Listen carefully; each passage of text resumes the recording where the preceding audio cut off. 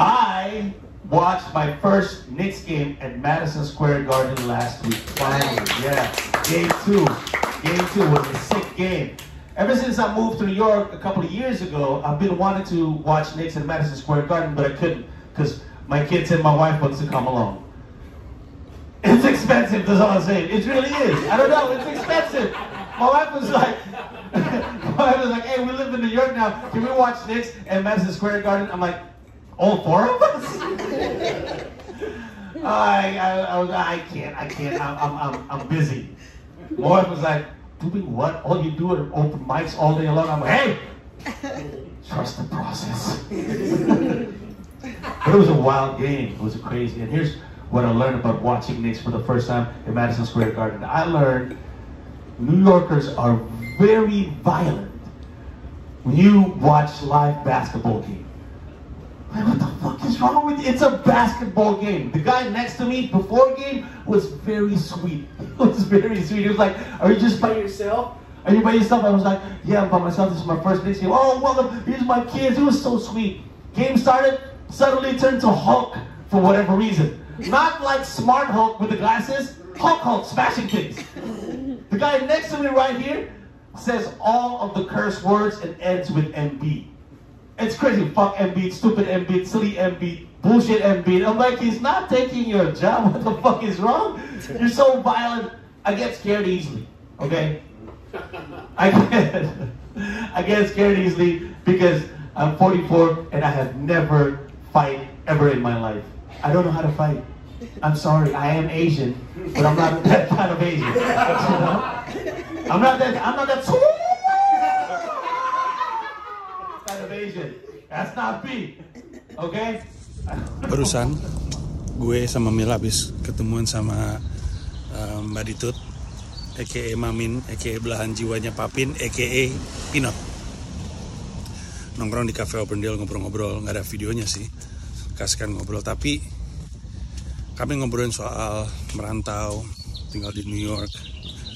Ada satu kalimat yang nempel banget di gue. Kalimatnya adalah takut mesti dilawan. Rasa takut mesti dilawan. Menarik sekali. Kita bahas di episode ini. Selamat datang di .id Weekly Vlog.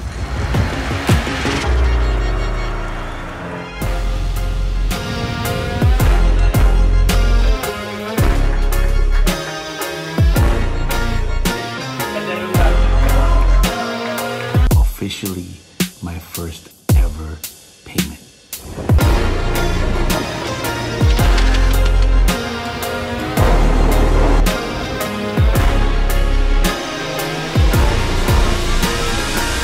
Thank you very much, everybody.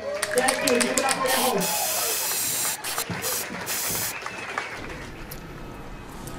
Oke, sebelum kita ngomongin soal takut mesti dilawan, seperti biasa kita ngomongin apa yang terjadi di minggu ini. Sorry, dekat Bandara Halim 9 bulan. Cuman penontonnya Cing Abdel doang yang ngerti. Ya kita ngomongin apa yang terjadi minggu ini.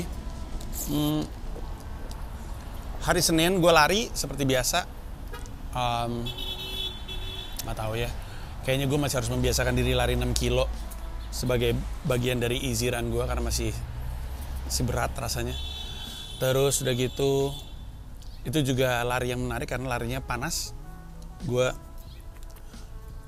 nggak pakai sweater seperti biasa, kan gue suka pakai sweater. Kemarin gue nggak pakai sweater soalnya panas aja, suhunya 28. Gue sempat keluar pakai sweater, pakai beanie. Pas gue keluar, lah nggak apa panas, akhirnya gue tinggalin di beranda gue. Gue lari deh. Udah makin ke siang makin panas. Gue bahkan sempat bikin video cuman ngomongin soal panasnya kayak Jakarta. Gokil geng. Suhunya 28 derajat Celcius. Udah kayak di Jakarta. Sayangnya tapi cuman hari ini. Cuman hari ini gue pakai kaos. Karena sisanya kembali dingin. Setelah hari ini, besok-besoknya paling tinggi 18 derajat Celcius dan itu dingin. Itu sweater weather. Kalau ini Indonesia weather. Abis itu gue ketemuan sama seorang teman, yaitu Mbak Ditut. Yang di episode sebelumnya gue datengin jualannya di Industri City. Gamila diajak Mbak Ditut untuk datang, terus akhirnya gue dan anak-anak ikutan. Nah, hari Senin kami ngobrol.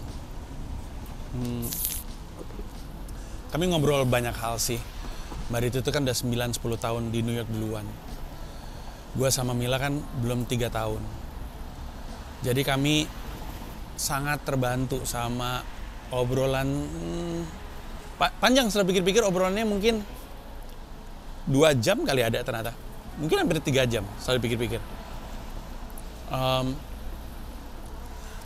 Kami ngobrolin soal banyak hal, termasuk salah satu yang jadi pokok pembahasan adalah waktu itu Mbak Ditut sama Pinot itu butuh 2-3 tahun untuk punya infrastrukturnya ajak gitu, infrastruktur kehidupan. Kayak gua sekarang sama Mila masih ngeblank ditanya dokter anak siapa, dokter gigi siapa. Ada, kami pernah ke dokter anak, belum ke dokter gigi sih.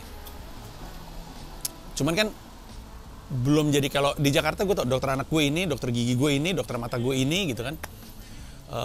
Yang kayak gitu tuh infrastruktur itu belum kebentuk gitu. Jadi masih bingung, masih belum dekat sama tetangga, nggak tahu mesti ngandelin sama tetangga yang mana.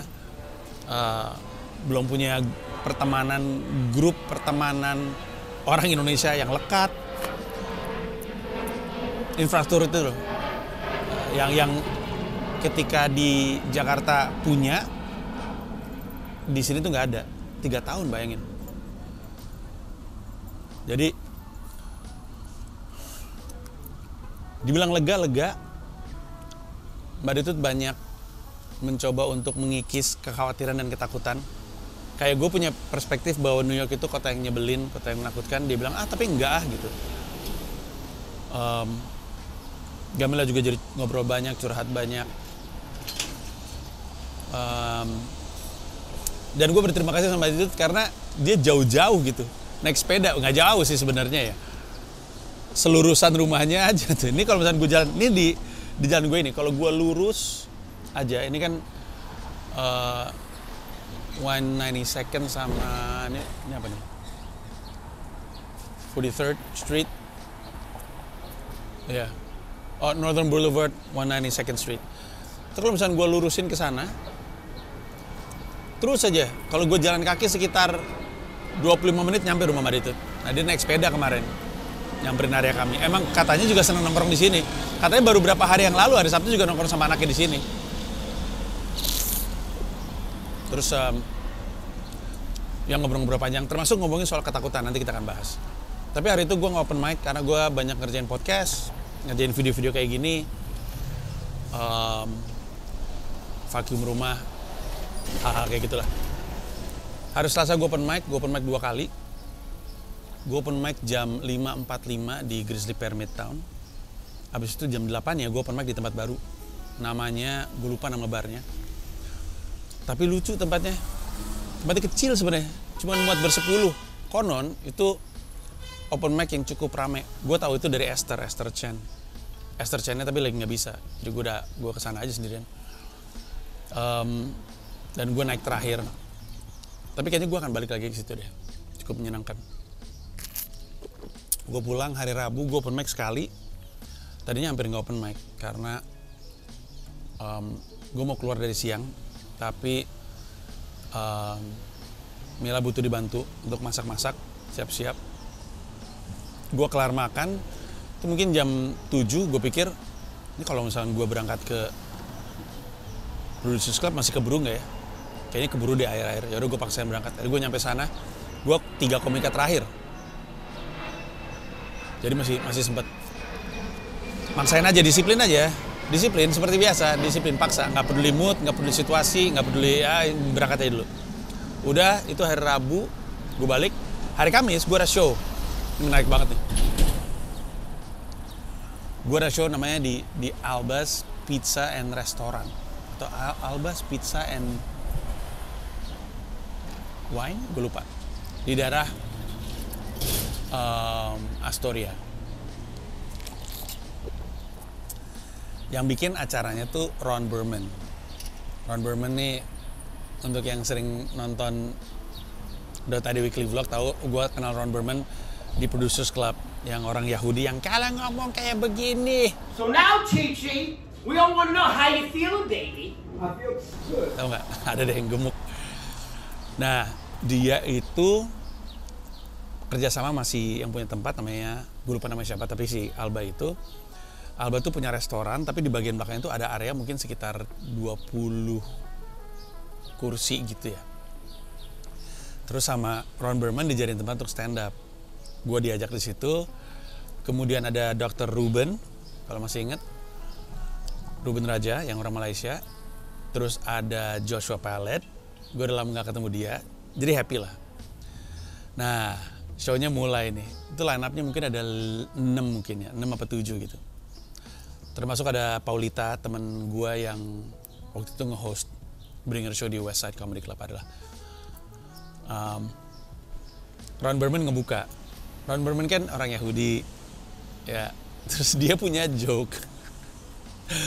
Kalimat di joke-nya itu adalah, aduh gue ngomong, dia bilang gini, bow down to your Jewish overlord. Tapi ngomongnya keras banget. Ada rekamannya, cuman rekamannya tuh bentuknya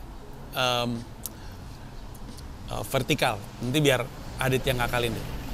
Dia lagi teriak, Bow down before your Jewish overlord! You ain't fucking around. We have There's 40,000 dead Palestinians, you fucking idiot! You should all be ashamed of yourself. 40,000 dead Palestinians. It's not about anti-Semitism. And I'm gonna make sure that my daughter grows up in a world where Palestinians are valued just as much as anyone else. You fucking psychos. That's a good bit. Yeah, that's good. Is she on the show? dari arah kamar mandi keluar seorang ibu-ibu mungkin umurnya 26 apa 27 sambil megang anak 3 tahun. Ngamuk. 40.000 orang meninggal di Gaza. Anjing, bangsat lu. Gitu marah-marah. Terus si Ron Burman cuman iya, oke gitu. Gua nggak akan membiarkan anak gua tumbuh besar di lingkungan yang seperti ini. Anjing lu semua gitu. Semuanya dimarahin. Si ibu itu cabut. Josh Pallet kan Yahudi juga ya. Dia ngeliatin itu perempuan, terus responnya good bit. Anjing banget. Anjing. Habis itu bangsatnya Ron Burman adalah habis situasi awkward kayak gitu, nggak dia rapihin, dia langsung panggil komika pertama. Divya. Sebenarnya joke-nya bagus, cuman situasinya mungkin rada awkward jadi agak lemah. Habis itu naik Ruben cukup pecah. Terus naik gua happy banget dengan performance gua. Josh lucu banget menurut gue kangen banget sama Josh. Lucu banget menurut gue. Dia lucu. Habis itu udah kami pulang. Jadi itu adalah hari yang happy lah, menyenangkan. Terus sebenarnya momen itu menarik karena ibu-ibu itu jelas terdampak sama perang atau penjajahan Israel terhadap Palestina ya, di Gaza, dan lagi ada aktivisme di mana-mana juga di Amerika Serikat kan. Tapi pada saat yang bersamaan Josh itu kan juga sangat pro Israel. Kalau lihat pada masanya dulu berapa bulan yang lalu sebelum huge in Indonesia sekitar bulan November itu pas konflik lagi tinggi-tingginya, Instagram itu posting atau repost bayi Israel yang meninggal, kebakar dan segala macam, korban perang.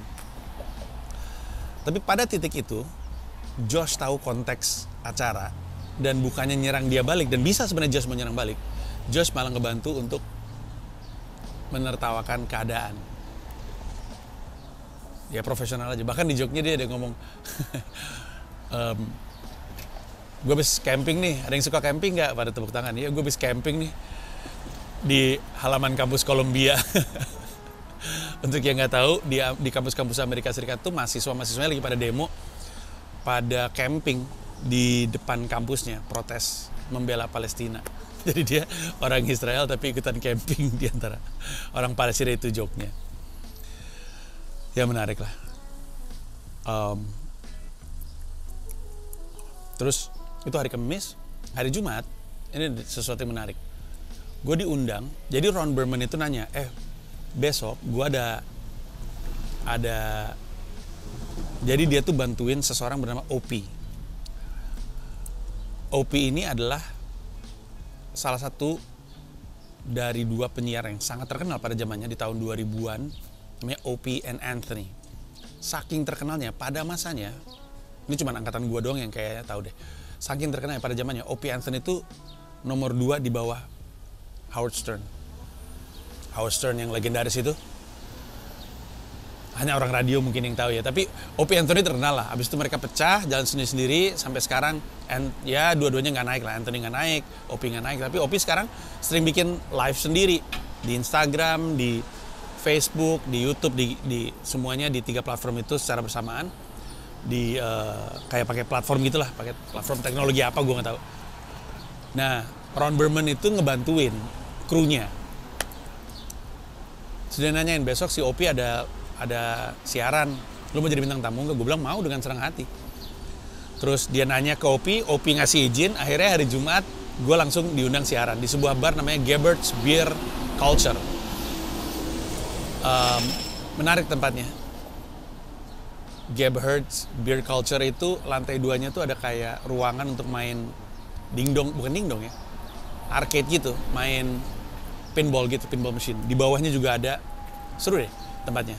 Terus gue siaran di situ. Disitulah gue baru tahu ternyata Ron Burman di siarannya Opie Show itu tuh posisinya kayak Dustin gitu di pengen siaran.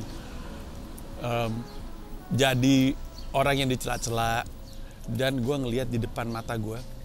Jadi ditantang gitu, pada mau ngelihat si Ron Burman copot gigi nggak? $100, semuanya pada ngasih duit tuh, total $24. Semuanya pada ngasih duit. Kalau ada yang ngasih $100, Ron Burman copot gigi.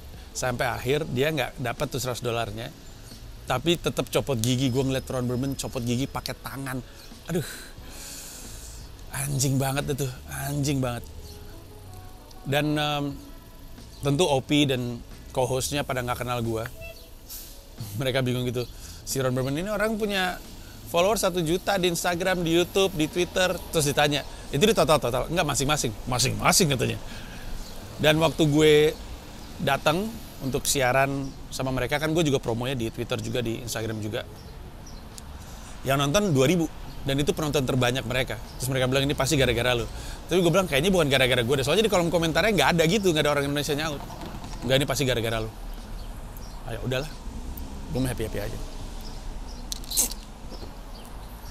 Terus udah gitu selesai, hari Sabtu nggak ngapa-ngapain, gue cuman keluar sama Shira doang, nongkrong di Cafe Auburndale. Dia bilang dia pengen melukis, dia bawa notepad, tapi dia bawa iPad juga, untuk dia kan suka bikin art di iPadnya dia. Terus dia sempat nonton di iPadnya dia, sempat baca buku di iPadnya dia. Kami berdua nyantai aja di situ. Sebelumnya sempat jalan-jalan keliling gitu, olahraga. Hari Minggu di rumah aja. Udah. Setelah buku Pecahkan hadir dan membantu banyak orang untuk bisa nulis joke pertamanya, kemudian bisa sampai ke job pertamanya, hadir buku edisi kedua yaitu Pecahkan Volume 2 yang akan membantu lu dari job pertama ke stand up special pertama. Jadi ngebantu lu dari kerja di dunia stand up sampai ke berkarya di dunia stand up. Ini adalah buku yang sangat-sangat gue banggakan untuk beberapa alasan. Pertama, kalau yang Pecahkan pertama, itu kan ditulis berdua dengan gue dan Ulwan Fahri. Pecahkan NYC, tentang gue tinggal di New York sebagai stand up comedian, dibantu bersama dengan Indra Cahya. Kali ini, di Pecahkan Volume 2, gue 100% nulis buku ini sendiri. Udah lama banget gue nggak nulis buku, bener-bener nulis sendiri tanpa bantuan co-writer atau ghostwriter bahkan. Jadi gue seneng banget sama project ini, humor gue juga nyemplung di sini, dibantu oleh Indra Cahya sebagai editor. Buku ini juga punya kata pengantar dari Raditya Dika, dan buku ini buka pre-order dari 17 Mei sampai 27 Mei 2024. Bisa lu PO di pecahkan.com dengan harga Rp110.000. Semua buku yang dibeli pada periode PO akan dapat tanda tangan gue. Jadi silakan disikat, silakan dibeli, dan moga-moga buku ini bisa membantu lo. Nah, balik ke ngobrol ngobrol dengan si Ditut. Kami itu kan ngomongin ya, karena Mbak Ditut kayaknya mencium ketakutan di gua dan di Mila, di kekhawatiran lah seminimalnya. Terus dia bilang, takut itu mesti dilawan. Terus tuh kepikiran banget sama gue, takut itu mesti dilawan. Terus gue jadi overthinking gitu. Terus gue mikir, takut mesti dilawan. Terus takut itu datang dari mana ya? Terus gue sadar takut itu datang dari dua hal. Dari mengetahui dan dari tidak mengetahui. Dari mengetahui itu berarti karena sesuatu terjadi di masa lalu, kita takut itu terjadi lagi. Jadi ada point of reference. Contohnya ketika kita bocah, kita suka lompat-lompatan dari genteng gitu, terus lompat di lantai 2, belaga jadi Superman, belaga jadi Batman. Bukan kita berani. Kita nggak punya pengalaman jatuh benjol aja. Sekalinya kita pernah jatuh dan benjol, berubah itu. Keberaniannya nggak ada. Karena ada referensi pernah terjadi sesuatu dan pahit gitu, gagal. Jadi takut itu bisa datang karena sesuatu yang di masa lalu. Terus gue mikir-mikir, gue tuh ada takut juga sama sesuatu yang pernah terjadi di masa lalu dan gak pengen terulang, tapi ada juga nggak takutnya. Pembedanya apa ya? Gue mikir gitu. Pembedanya adalah pembelajaran ternyata. Jadi, misalnya gini, misalkan gue nyebrang jalan nih, terus gue ketabrak. Gue nyebrang jalan sembarangan, terus gue ketabrak mobil. Setelah itu, gue jadi gak berani nyebrang jalan lagi. Takut ketabrak. Kecuali gue belajar dari pengalaman itu, bahwa harusnya sebelum gue nyebrang, gue nengok kanan kiri, gak sibuk dengerin musik sehingga gue bisa denger kalau ada apa-apa. Kalau dari kejadian pahit itu gue belajar, gue lebih berani. Karena ada proses berpikirnya. Sekarang, gue tetap harus keseberang, tapi kali ini gue akan nengok kanan, nengok kiri. Karena kalau gue nggak mengatasi rasa takut itu, gue nggak nyebrang kan. Hidup macam apa tuh kagak ada nyebrang-nyebrangnya sama sekali. Ini gue ngomongin nyebrang beneran atau nyebrang dalam konteks metafora ya. Hidup macam apa tuh kalau misalnya kita nggak berani nyebrang. Karena kegagalan di masa lalu. Jadi, untuk membuat kita nggak terlalu takut, berarti solusinya adalah dengan menganalisa. Jadi tidak membiarkan apa yang terjadi di belakang itu, kejadian pahit begitu saja. Karena ada pembelajarannya. Sehingga kita nggak takut. Jadi rasa takutnya bisa dilawan. Tapi takut juga bisa terjadi justru karena ketidaktahuan. Lu mau melakukan sesuatu, nggak pernah ngelakuin sebelumnya, nggak tahu apa yang akan terjadi. Terus gue mikir juga, gue pernah juga tuh ngelakuin itu. Kadang gue bener takut, kadang gue enggak. Terus gue pikir-pikir, pembedanya apa? Terus akhirnya gue sadar, pembedanya adalah kalau gue mau ngelakuin sesuatu yang pertama kali, rasa takut itu hilang atau berkurang kalau gue bersiap. Contoh, pindah ke Amerika Serikat. Baru pertama kali ngelakuinnya. Kalau gue nggak ada risetnya sama sekali, takut kali gue. Yang gue tahu cuma dari berita-berita buruk kan. Tapi gue riset dari tahun 2017 sampai akhirnya gue pindah tahun 2022. Gue tahu banyak tentang New York. Dan kalaupun ada hal-hal yang gue tidak ketahui pada akhirnya, tetap aja pengetahuan gue yang jauh lebih banyak itu membuat gue lebih tenang. Jadi gue berpikir cara melawan rasa takut ketika konteksnya adalah belum pernah ngelakuin sesuatu adalah dengan melakukan persiapan. Ujung-ujungnya, setelah gue pikir-pikir, rasa takut itu dilawan dengan berpikir. Aneh banget ya kesimpulannya, tapi bener. Berpikir gimana caranya supaya itu gak terjadi lagi, atau berpikir gimana caranya supaya itu tidak akan pernah terjadi.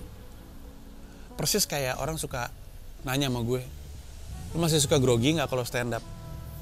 Kalau di acara gue sendiri sih nggak pernah ya. Komika-komika Indonesia tuh tahu itu kok. Mereka kadang-kadang suka bingung, ini orang kok nggak ada grogi-groginya. Mau show kok, bentar lagi show kok nggak ada grogi-groginya, bercanda mulu. Karena gue seneng ngelawak, satu. Kedua, gue akan ngelawak di depan penonton gue. Itu justru nggak ada acara yang lebih menyenangkan dari itu, manggung di depan penonton sendiri, satu. Yang kedua, kalau gue corporate gig, gue tuh masih ada groginya. Tapi gue sadar grogi gue tuh hilang dengan memikirkan apa yang mesti gue bawain di atas panggung. Jadi terlalu sibuk bersiap untuk grogi. Masuk akal nggak? Emang lu nggak grogi? Sebenarnya grogi sih, tapi gue terlalu sibuk bersiap gitu. Apa joke gue mesti ngapain? Kalau under durasinya karena pada nggak ketawa, apa yang mau ditambahin? Gimana cara masukin? Begitu mulu.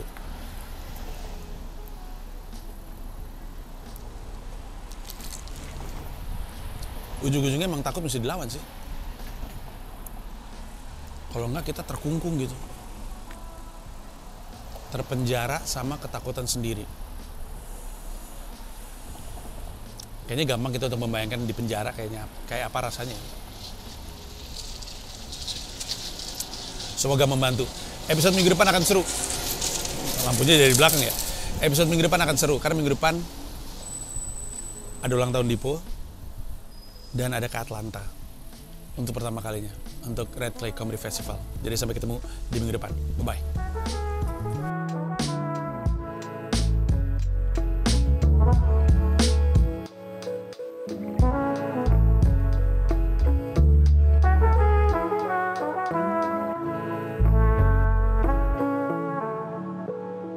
Terima kasih banyak udah nonton video ini sampai akhir. Mau mengingatkan saja bahwa seluruh video gua stand up di New York City bisa lo akses dengan menjadi member YouTube gua.